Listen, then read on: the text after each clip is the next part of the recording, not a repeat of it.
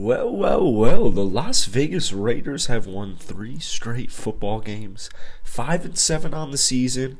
Wasn't necessarily pretty all day, but they took down the Los Angeles Chargers earlier this afternoon to get to 5-7 on the season, and they're on a win streak, baby.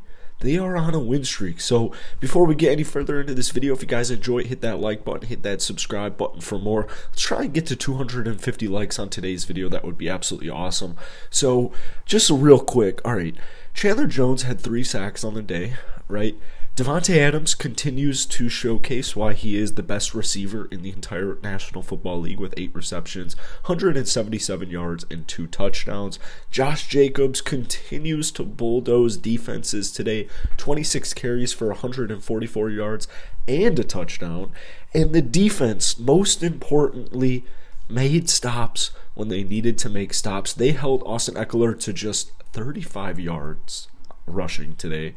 They held Justin Herbert to just 1 touchdown. He did throw for 335 yards, but to be quite honest with you, I'm not trying to go at Charger fans here, but felt a little like Justin Herbert. I get a lot of comments on this channel saying how overrated he is. I'm not going to go as far to say that. I think credit should be given when credit is due. I respect Justin Herbert, right? But I think he's slightly overrated, all right? The Chargers don't scare me. Never have, never will. I know they currently have a better record than the Las Vegas Raiders right now, but I feel really good about Las Vegas, man. I feel really good about them, right? So I hate saying this, but I've been getting made fun of so much for my takes on this team all season because I thought they were going to be the best offense in football. I thought that they were going to steamroll their way through this season, get 12 wins at least, win the AFC West, especially definitely the AFC West, be a top seed in the AFC, get to the Super Bowl, and you just never know what could happen. Well, they're 5-7, right? And the biggest nitpick with this Vegas team from all the naysayers in the last couple of weeks was, oh, you beat Denver Broncos, you beat Russell Wilson, do you want a cookie? Sure, I'll take a cookie. Oh, you beat Seattle Seahawks and Geno Smith, as if either of those 2 victories, yes.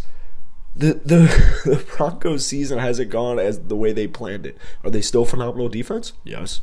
Are the Seattle Seahawks still a playoff team? Yes. All right, today, what's the excuse now? Oh, now we're going to see all the Justin Herbert overrated comments, right? Now we're going to see it. Oh, you beat an overrated Justin Herbert. The Chargers aren't good, never were. Oh, okay, I see. So what happens when they beat the Rams on Thursday? Oh, the Rams suck. All right. What about when they beat the Patriots to get back to 500, 7-7? They're not the same without Tom Brady. Oh, okay. What about Pittsburgh? Kenny Pickett, he's young. Oh, okay. What about San Francisco? Oh, Jimmy G just went down with a season-ending injury. Oh, okay. And then what about the Chiefs in the last week of the season? Oh, they already have the first seed locked up, so they're just resting their players. Oh, okay.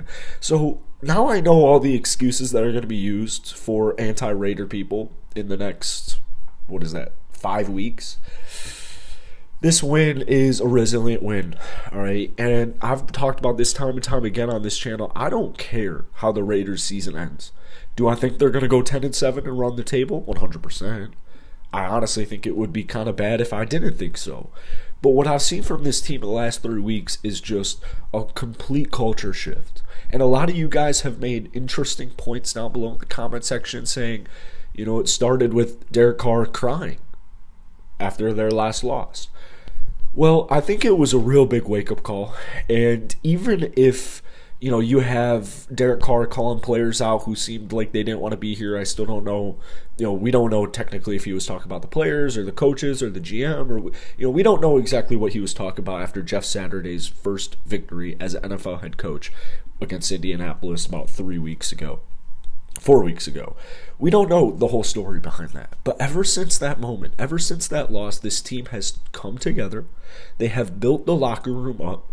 It's something that, it's not like I didn't think the guys were having a lot of fun together in the first half of the season or the first couple of weeks of the season. But obviously when you are not exceeding expectations or not even living up to expectations, things are going to get dicey. right? It's just an extremely unideal position to be in. So the last 3 weeks, this team has shown insanely impressive resiliency, just top to bottom. And when we talk about this Raiders squad, their biggest knack in the last 3 weeks is 3 weeks ago it's funny how it changes every week. 3 weeks ago was Josh McDaniels isn't a capable head coach. 4 weeks ago, 3 weeks ago, it was Derek Carr's never won a playoff game. Last couple of weeks, it's been this defense is going to crumble like a cookie that's been left out for a couple of days. I understand it, right? I understand it. Derek Carr, first quarter pick again. What is that, 3 straight games? I get it, guys. Josh McDaniels, is he perfect? Absolutely not.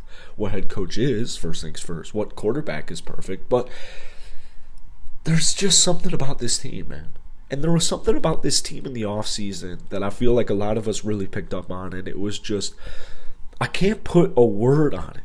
There's something special about them. This game was not pretty in any way, shape, or form. It was, 13-10 at halftime.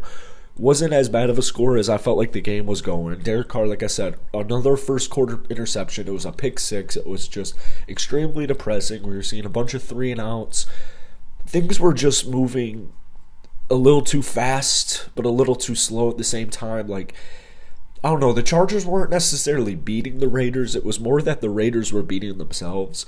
Second half comes out, and it was just completely different. You force a turnover on, the second play of the second half. It was just awesome. And when you really dig into the stats, it's not pretty. It just isn't pretty. The defense did a phenomenal job. Davante Adams and Matt Collins accounted for 13 receptions. Derek Carr only threw for 13 or 16 completions. So that's very heavy. Josh Jacobs, 2 receptions, 6 yards. Foster Moreau with that phenomenal 32-yard catch. It's like Hunter Renfrow will be back. Darren Waller will be back. I don't care how they do it. I don't care if it's Davante Adams heavy. I don't care if Matt Collins, Davante Adams, Josh Jacobs are carrying this offense right now, because it's a week-to-week basis, right? You need guys to step up at certain moments. And this week, it was Davante Adams, Josh Jacobs. Matt Collins continues to have an impressive season with us. Derek Carr continues to make the throws he needs to make. I get it. He's not a perfect quarterback. I get it. He's probably not a Hall of Fame quarterback. I get it. But he's doing what he has to do, along with this entire team, top to bottom, including Josh McDaniels. I don't care what the naysayers say. Josh McDaniels is my favorite coach.